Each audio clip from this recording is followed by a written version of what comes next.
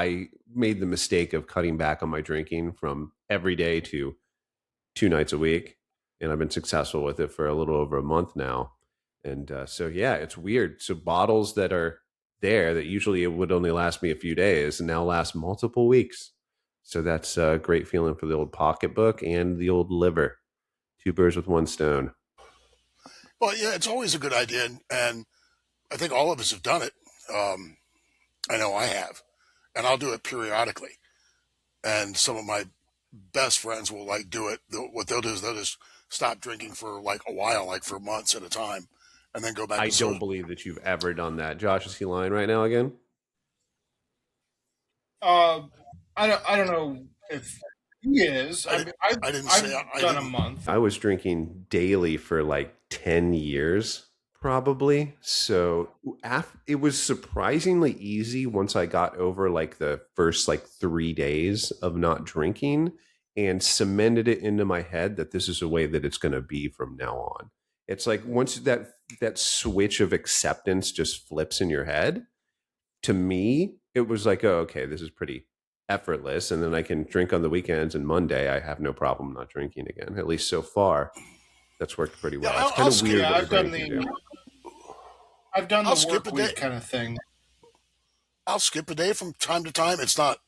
It's not Is all it that because much. you're passed out drunk from the day before all day No, long? So you no. can't drink? There have been times when I drank that I had a hangover and didn't drink the next day. You know, once in a while, a gathering of some kind of people you haven't seen in a long time. I think when my mom died, there were like 4 or 5 big gatherings of friends, and they had, were just kind enough to embrace me at the time, come into town, contact other people, come to town. We'd all go out to dinner, and I'd have Th- like 4 or 5 drinks instead of 4 or 5 drinks and a couple glasses of wine with dinner, a couple of aperitifs afterward. I don't know if you meant to bring the point up, but you brought up a good point. People come into town visiting, social drinking, and I'm home from work and I'm just having a drink are two different things. These are two different universes in my mind, right? Like if I'm going out and people are drinking and I have a drink, it doesn't even factor in the same. It's not the same thing at all as when I'm just at home being like a stupid fucking dude just drinking and watching YouTube. It's so unproductive. There's I no do find myself lately, benefits. though, like coveting, and for years, that's not nothing new. Um, I do find myself very much coveting a Irish whiskey or something on the rocks with a splash of club soda almost as soon as I get home from work at night. And I even tell the dog, I even tell CJ, Daddy wants a drink. Let's go. you know, Daddy Wants a Drink is the name of Mark's spin-off podcast that he's going to start. Daddy wants a drink. I try not to word it. So I've caught myself wording it, Daddy needs a drink, and I've never needed a drink. And I'm very thankful for that. I think when you use your coffee filters for coffee more than for an alcoholic beverage coaster, that's when you know you've really cut You've back up on the arrived. drinking. Yeah. That's success. And my father didn't have any countenance or stomach for a person who was making a fool out of themselves in public because of drunkenness or alcoholism. And, I don't know how many times I saw him, correct people who were being rude, antisocial, you know, smacking women on their butts or whatever. I mean, I saw my dad do a lot of really cool things at, we went to a lot of jazz clubs. We went to the Officers Club a lot, out and it was fun to watch my dad in action when somebody would have too much to drink, start making a fool of themselves, and then the colonel would step in his role as, no, motherfucker, we don't do that shit here. Either behave yourself or get the fuck out, or I'll throw you out. Like Daniel Penny. That's your dad, right? Yeah. Hey, you wanted to talk about something before I brought up our main Well, subject. I wanted to talk a little bit about um, the online left losing their minds over Elon Musk becoming a trillionaire, and it's just it's really it's an incredible thing to see. The biggest thing of the first thing I want to point out is that every single one of them who is the most upset about it all pay Elon Musk for a premium account, and they all accept monthly payouts from him. Yeah. Right? Like Yeah. I made fun of that when it was the communists, and the communists still do. Like Proud Socialist and Evan ESJ, a whole bunch of really big accounts who are openly communist. Have their blue check marks that they pay him for, and they collect money from him because their stream, literally their stream of they're unemployed, and their stream of income is payouts from Twitter. It's payouts from X, right? And that's all they can. And they never shut up about Elon Musk. And I'm like, oh, you're talking about the least self-aware people on the planet, and also since the motto of this the thing that we do here is mock hypocrisy. I mean, it really doesn't get any more hypocritical than that. And then the other part of it was, I'm sorry, you were gonna ask me something. Just finish up, land the plane here by saying that it, it, nobody's problems, nobody's problems are because Elon Musk, however much money he has in his bank account or however much he's worth, doesn't affect you. It does not affect you. Elon Musk is not taking anything from you, and their arguments are, well, he has government contracts and blah, blah, blah, and he gets subsidies from the government. Please learn the difference between a subsidy and a tax incentive. A tax incentive is not a subsidy. A subsidy is a direct payment from the government. A tax incentive is a tax break for building a business. Just it really is the whole thing is for the last 2 days has been really sort of remarkable to watch. Before I ask the question, though, I would tell all those people you were just commenting about to zoom out, take the 3,000, 30,000, however fucking high a plane flies view. The reason that Elon Musk has all this money is because the free market has said that he is worth all this money. So understand what that means. That means that there's so much faith in him, his accomplishments, everything that his people, all of his employees at all of his companies have done, that they've convinced a lot of really rich, really smart people that he is worth all of this money. They're convinced these robots are going to take off and transform the world. They're convinced he's going to have these data centers in space. They're convinced that's going to change humanity at its core. That's why this motherfucker is the world's first trillionaire. Not because he's already done that with Tesla cars, but also with Starlink. He's transformed the internet. He's transformed everything he's touched. Neuralink, SpaceX, hooks catching reusable rockets. I saw an interview with him. When the media loved him, and this was, I don't know, was it an interview or a gathering with President Obama or another journalist who now hates him, or bemoans the fact that he's a trillionaire, and he was talking about what he wanted SpaceX to do, and they were like, "Yeah, that's really sounds kind of impossible," and he said, and he goes, "Yeah, well, I don't think that way." He doesn't think that way. His whole first principles, nothing's impossible view is amazing. Yeah, and then the other thing he said was, it was really amazing. Is like, they're like, well, how much money are you going to sink into this? And he said, well, I figured that starting a space exploration company would cost me, $200 billion, and it's cost me more, or $100 billion or whatever, and it's cost me $100 billion more than I thought, but I'm going to keep going. like he kept doing it. He kept his nose to the grindstone and kept working at it and doing it, and he fucking did it. Do you agree? Really, the reason is these people don't like his politics. That's why they're attacking him. It's that simple. It's his politics. It's what he said about the trans community towards his trans son. It's this kind of stuff. That's a real reason they don't like him. That and a little bit of commie bullshit too. You don't want someone to be that rich. Mix that together, you get hatred of Elon Musk. Before all that happened, they loved him. That's the craziest part. It's been a flip of the switch. As soon as you put his Oh, support 100%. in one direction. I think Go there's ahead. I think there's a parallel between him and Donald Trump in a in a substantial way, in that everybody loved Donald Trump when he was sort of, the Vulgarian of New York, building skyscrapers and being a playboy and being at Knicks games and running around town and being the man about town. And Al Sharpton and Don King and the black community, embraced him. He Donnie uh, from Queens, he was right? literally no, he was literally the most popular white man in the country with the black community.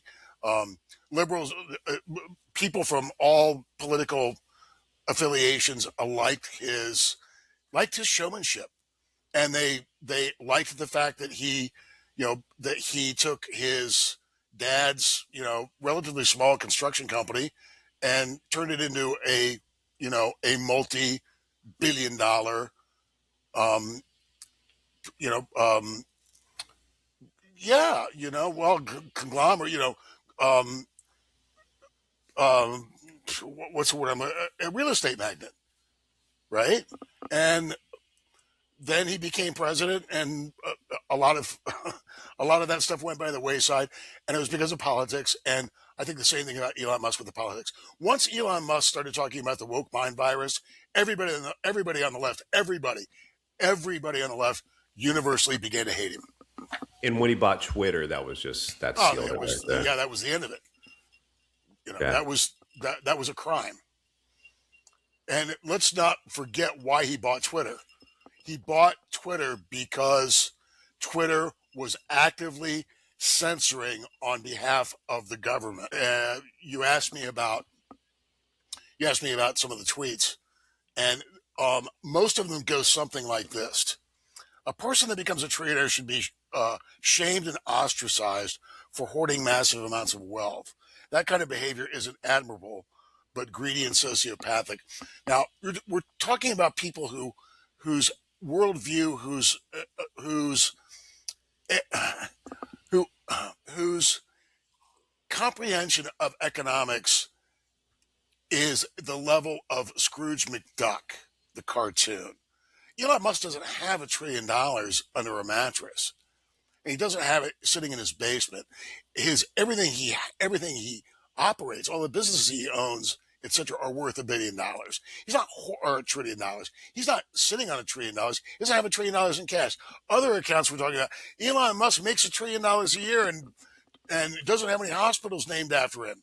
On and on and on. And um, my reply to several of them were, the other ones were, Elon Musk could solve homelessness all over the world if he gave, 5% or 10% or 20% or whatever of his $1 trillion that he makes every year, etc. I so the United States government spends multi trillions of dollars a year on poverty programs, and we still have poverty. There's still hungry people. We don't have any starving people here. So if you're talking about it on a world scale, the world spends trillions of dollars on poverty every year, and there's still starving people. Now, that's because there are governments that starve their children. The continent of Africa, for example, starves 3 million of its own children every year. Giving money to a government that is going to starve its own children anyway, or not build houses anyway, or not create an economic environment where private sector businesses will build houses, isn't going to solve homelessness or hunger or starvation or anything. It just won't. We spend trillions of dollars on those things. We still have those things. It's a panacea. It's the left's panacea of that you can that somehow government or a rich person can stop racism and end it, stop homelessness and end it, stop poverty and end it, stop starvation and end it. And you can't. There's always going to be a starving person or a homeless person, and many of them in a Stop world with making sense, fascist. like there's always going to be racism. There's always going to be racist. There's always going to be uh, uh, governments that are literally economically illiterate, don't know how to run an economy. They don't have an economy. right? And they can be sitting like many countries in Africa do, and many countries in Asia do, sitting on um, a, a an almost infinite amount of natural resources and still not feed their population. So giving money to or throwing money at, whether it's a billion or a trillion, is never going to end anything. Amen, sister, dude. Yeah, exactly. Money does not just solve problems. Money can actually make problems worse if they're spent incorrectly. It's not how We make cause problems and effect worse. works. We literally have made problems worse in this country by spending money on it. Yeah. It depends on where the money is spent, of course. In education, we've spent so much money on education in this country at the federal level, and what's happened since the federal involvement and federal increase in money that we've thrown at education? What's been the result? Worse test scores, more illiterate students, uh, entire school systems where in 27 high schools you can't find a single child who can read at grade level. And I just want to put a stamp on what you said. These are facts, by the way. You can look up these facts of test scores and how students are doing and money spent per student in places like Baltimore. What is it, like $40,000 a year per student? It's an insane amount of money. I might be off, but if it's anything over 2,000, it's too much fucking money per student.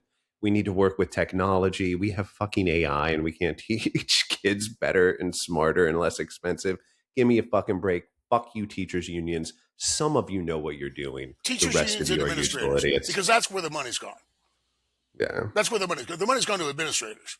Like, you can look at any graph, you can look it up. Go to your phone right now and look it up. How many At every more, level, too. at every level, college level, elementary school level, all of them, right? Yeah. Josh's wife asked me to tell a story about Hawaii last night, and I told her about the kindergarten I went to on the beach. And it was I went to a kindergarten on the beach with nothing but Hawaiian kids, and I've probably mentioned this before on this thing that we do here. The teacher was a sergeant's wife. She was a Japanese Hawaiian native of Hawaii, married to an American serviceman, and with nothing. This was a hut. This was a bamboo hut on a beach with little woven mats on the sand that we took our naps on. And nobody wore anything more than, basically a pair of shorts or a loincloth to this kindergarten. There were no televisions. There were no calculators. All she taught with were books, children's books and letters and days of the week, on construction paper. That woman didn't make $7,000 a year at that little kindergarten. And that kindergarten turned out, and I'm not speaking about myself, that kindergarten turned out Hawaiian native children who didn't speak English and prepared them for first grade in a public school in a year. With nothing. She did it with nothing.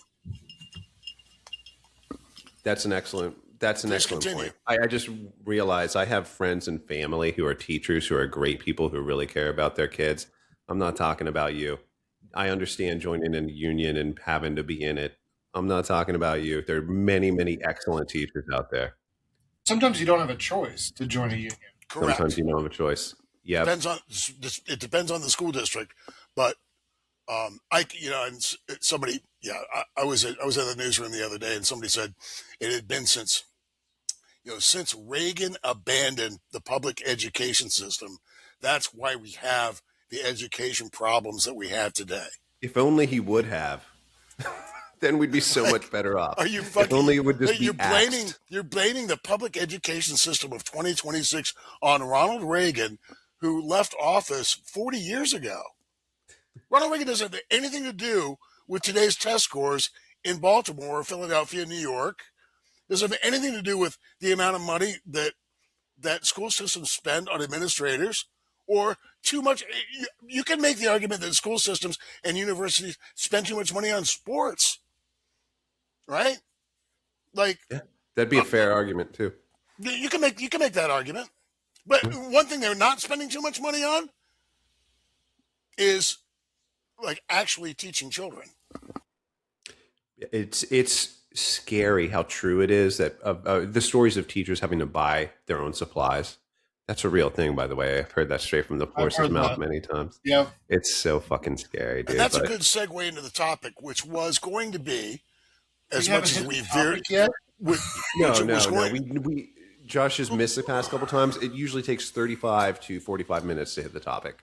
And we're at 26:40 right now before edits. So yeah, which is a good segue into, um, are we being too tough on Gen Zers, college kids, recent college graduates who've just entered the workforce, and young people in the workforce in their 20s, in their early 20s, mid 20s, and and the college age kids, that part of that section of the Gen Z era. Scott, go. Wait, I have questions.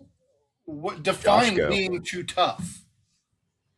And it was a pretty broad statement. What I meant when I brought the subject up is we're just ripping on them too much. We're making fun of them too much, and we're not being compassionate to the unique problems that they have. We're just kind of being like the old man shaking our fist at them too much. At least I find myself doing it more than I'm comfortable with. Exactly, Josh. And I think we should cut them a break and understand them more rather than just giving them shit all the time. Are we too tough on them? Do we hack on them too much? Right. I want to say this. Yes, I do think we are. I do think a lot of people in the Gen X generation, the older Gen X group, especially, who call them snowflakes and call them crybabies and whiners, and will remind them or point out to them that they worked 2 jobs in college, they didn't take out any college loans, they ate ramen, they worked more than 40 hours a week, they saved their money, they bought a house when they were 32 years old, they got married, had a family, and um, that's why I have more than you. I was more willing to work hard. I was more dedicated. I did better in school.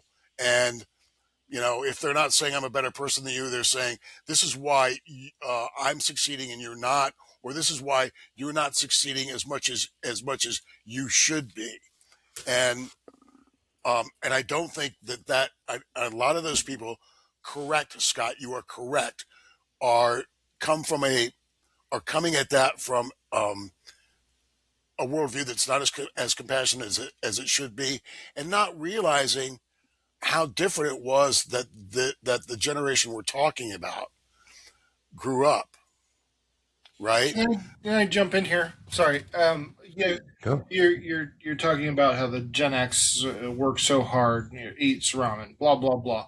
They bought their first house at 32. Their first house was a quarter of the cost that housing is now. I think the I have economy. that stat. In 1985, a 3-bedroom house adjusted for inflation was $262,000 average 3-bedroom house. It's $403,000 today. Did you Those are just adjusted happen for to pull inflation. that up? No, I looked this up before. You just Okay. happened to mention something I already had. Nice. Okay, but that's Sorry. what- I just want to put icing on your cake. okay. Well, And I meant that sexually. In case I meant that sexually. I appreciate that. I think everybody's making good points here. Josh has made a good point in that, yeah, housing cost a lot less back then than it does now. Housing, But you can't do the I worked harder than you bullshit. That's a cop out. That the point we're making is people are doing it, and yes, you're right. People shouldn't be doing it necessarily, right? I mean, I like looking at people. I think all 3 of us like looking at people as individuals. If you are 24 years old and you've never worked more than 40 hours a week, and you have to live in New York City or or some other expensive place because you want to be, you want the urban lifestyle, and you're not willing to put in the extra hours it takes and take advantage of all the programs that are available to you to transition um, to a different profession to support the lifestyle that you want. then yeah, that person deserves some criticism. And Josh, I talked to you about this yesterday. I had to change in my 50s. I had to completely change my profession because the profession I was in was dying and getting wasted by digitalization. And I had to become good at IT and technology. I had to become as good at that as people who go to college for it who were 23 years old. And I had to do it in my 50s, or I was going to end up like the unemployed coal miner that or the Starbucks barista that said, "No, I expect to have a lifestyle that my parents had, even though I'm not willing to put in the work to get to a different level of a station in life." Go Scott. That's very admirable. I'm just saying it's also it's more complex than that. No, don't it's not just about work ethic. You guys both were talking about in our text thread about kids not being able to go and hang out at amusement parks, hang out at bowling alleys because they had a no kids rule. Teenagers weren't allowed to be there unsupervised. And that just got me thinking there when you're young, and you also, Mark, you brought up Lenore Skenazy. I don't know if you know who she is and what the I Let's love Grow her. program is. She's I know amazing. her personally, by the way. You know Lenore Skenazy. Yeah, I do. She's an amazing person on the interview. She's an amazing person. But the point that she stresses is so fucking important. You need unstructured play.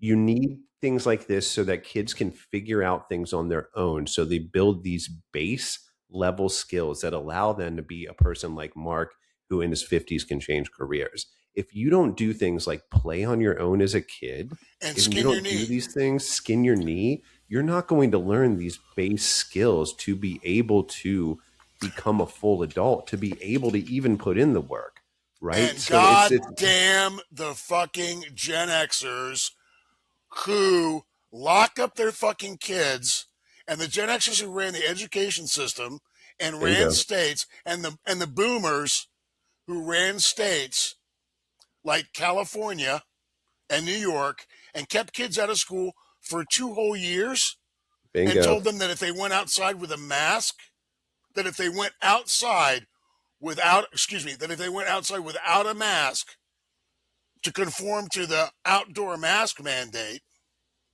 that they might get COVID, even though, like I showed Josh yesterday, there's not a single recorded case in the whole world of anyone ever getting COVID outdoors from casual interaction with people, passing people on a sidewalk, walking by an outdoor restaurant, being at a park with other people. Not a single recorded case in the whole world. So you're right, Scott, and this goes back to the premise of the core of your topic, that we hack on them too much, we rip on them too much. So much of what they went through was through no fault of their own, and the biggest part of that was what they went through during the pandemic. Josh, you will remember that I went to your house to watch my godson on the day you had to go put Cece to sleep. And you said to me, "Hey, can you come over? I've got to leave." And this was when he was too young to be, he's old enough to be left alone now, but he was like 9 years old. And you said to me, at 9 o'clock or whatever time it was, he has to be online. He has to be on his laptop, his school laptop. And his teacher's going to talk to him about this and this and this. They're going to do some work. And then he's going to have some homework. The kid, who I love more than my life, did exactly what he was supposed to do. Right? And he was online for about maybe 45 minutes or so. And he's going to be assigned stuff and make sure that he, starts to work on that. He did maybe 15 minutes of stuff on the laptop. And I was like, "Did you do like all your schoolwork?" He's like, "Yeah." I'm like, "How, like all your schoolwork for the day?" And he was like, "Yeah." And I was like, "For the whole day? That's all the schoolwork you have to do for the whole day?" And he was like, "Yeah." And then when you got home, I went, "Is it unusual for him to have less than an hour and a half worth of time doing this online schooling?"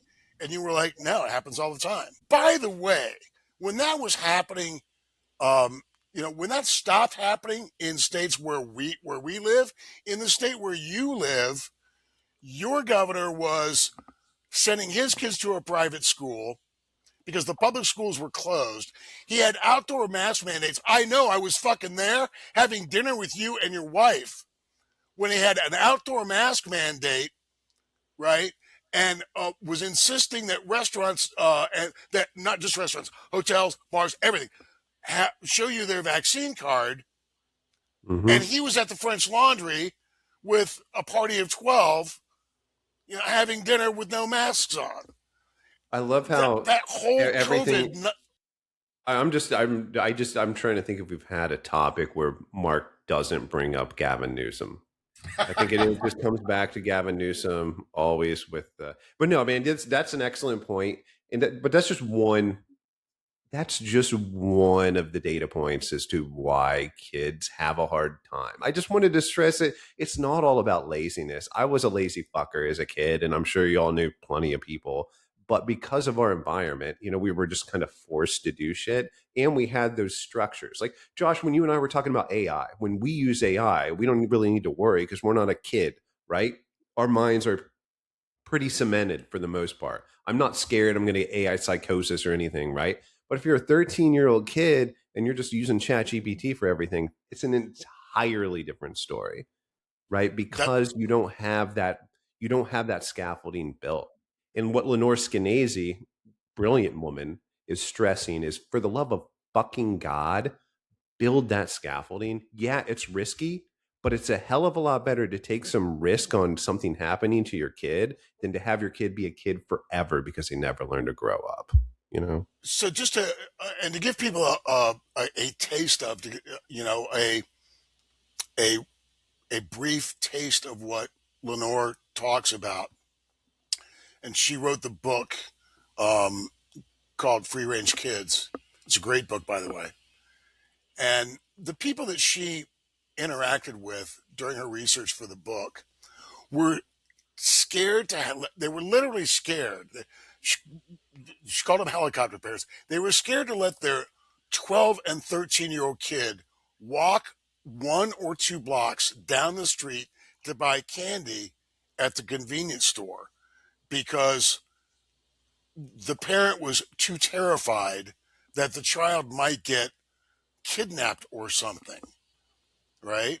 That she was dealing with people that were literally like psychotic in their inability to provide a normal environment for their kids.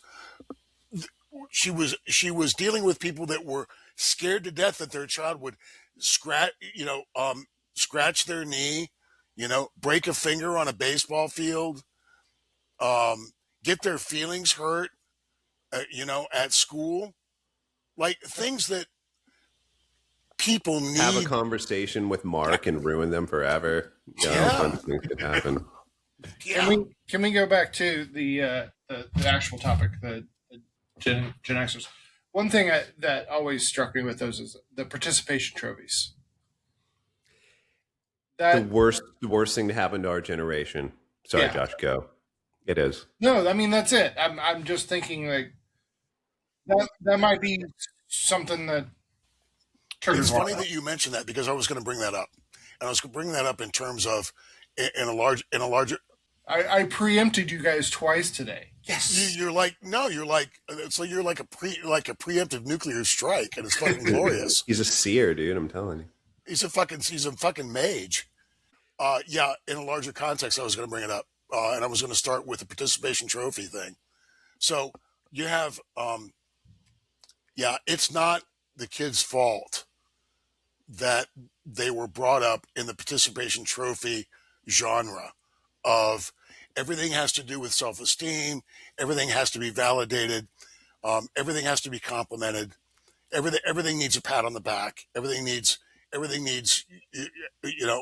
kid needs their butt powdered. Their self-esteem is important. A kid should have high self-esteem at all times. This is the biggest lie our generation's ever been told. Self-esteem should come from accomplishing things, even if you're a kid. Exactly. Right? If you get an A in math and you don't have the aptitude for math, then you deserve the self-esteem. You've earned the self-esteem that you get from that. Parents who raised these kids into believing that the most important thing to have is self-esteem in the absence of doing anything to earn it is destructive. It has been destructive. I think Lenore has talked about it in her books and in her And her work with podcasts. Jonathan Haidt, which is also amazing, and the Anxious Generation. And Everybody it needs also to goes read back it. to what else Josh said, the participation trophy. We're talking about a generation that grew up doom scrolling, right? Digitized, on the machines, constantly on the machines. It's not their fault that mom and dad didn't say, go outside and play. I am just happy that I'm violently agreeing with Mark on everything on this recording this time. Usually I disagree with stuff, but No, let's go back to this. You said it's not their fault because mom and dad didn't told them to not to go outside and play. We didn't have parents tell us to go outside and play. They wanted us to come in. Yeah. no, mine wanted us to go out and no, my mom was like, get the fuck out, go play, Really? get out of here. Yeah, Mine- totally. You know, going out, I have to say that going outside to play was the default mode Yeah. when Right. we lived in Hawaii. When we got to Ohio in the wintertime, that was a little bit of a learning curve. But I can imagine. I was talking to somebody at work on Friday, and before the weekend, and was on my way out the door, and I forget how the conversation started, but I mentioned that my father had no stomach he had literally no stomach for Saturday morning cartoons. Right? If he caught us watching, how early kids get up on the weekend to watch Saturday, the cartoons start at 6 a.m. And my dad worked hard, and he might sleep till like 7:15, which would be late for him. Fighter pilots get up early, and so he might sleep till 7:15, 7:30 on the weekend. And he would come out with a cigarette in his boxer shorts and a T-shirt, with his tiger muscles and his badassness, and see us watching cartoons on Saturday morning, and he would say, "Turn that off." Get out. Right? Turn it off. Go out, go weed my garden, go outside and play. He didn't want to be, he wanted his newspaper and his coffee and his cigarettes and his breakfast. And he didn't want to be disturbed with children looking at childlike things. That the way he was brought up so poor, in a shack with a dirt floor, he couldn't conceive of lying around in the morning and doing nothing but watching a tube that had cartoons on it, right? And somebody was like, "Man, your dad was a real asshole," and I'm like, which is and Josh can attest to this. My father was the sweetest, nicest, kindest man in the world. He loved his family. He loved his kids. He was very sentimental. He deeply loved his children. He loved his children's friends. He loved Josh. He loved all of my friends. He loved them like they were his own sons. Once and it didn't take very much for him to get to know you, because he was that open of a person. So no, he wasn't mean or unkind. It's that he could not conceive of lying around watching a tube of, watching a television show of animated characters doing silly things. That didn't make any sense to him. Did he ever watch the Teenage Mutant Ninja Turtles? Because that shit is brilliant. I think if he would have just watched an episode, I think he would have understood. But man, we've reached like the time. I want to get into so much shit. Can we put a pin in another thing? I know I say let's put a pin in this and talk about it later like 1,000 times, and we never do. How much technology is really at the core of all of this? Because you said your dad grew up in a dirt shack. He didn't have a TV or anything. He had to go out and play, so he didn't understand TVs. You grew up with a TV, but you didn't grow up with virtual reality and be able to communicate with your friends online. But like Josh's son did, for instance, do you have that same disconnect? How much of that technology is affecting young people? They're staying in because they can get entertained by staying inside. Bridget Phetasy makes a brilliant point of. You know who Bridget Phetasy is? Yeah, I love Bridget Phetasy. She's one of my favorite. Oh my God, I love you, Scott. Cultural commentators of all time. I think she's brilliant. I would kiss you on the lips right now if you were sitting next to me. She's so brilliant, and she deserves way more credit than what she gets. And she's smoking hot. she's all right. I don't know. She's all. Hey, I'm not attracted to white women. Anyways, she brings up the point that you can only handle so much MTV, even on a Saturday as a kid. When like she was growing up, you were growing up, even I was growing up. We're all kind of that same general. TV was available, kind of the same amount. You can only handle so much TV on a Saturday before you're gonna go hang out with your friends as a teenager, right? It's different when you can play Call of Duty. You've got all your friends from all over the world, and you can sit there all fucking day. You really can. You can get a shitty version of those a methadone version of those psychological needs met by doing that. I want to talk about that sometime, but we don't have enough fucking time. methadone version of those psychological needs met is a quote I'm going to remember. That was very, very good. I'm going to ask you tomorrow if you remember that quote, and you're not going to fucking remember He's it. not going to remember.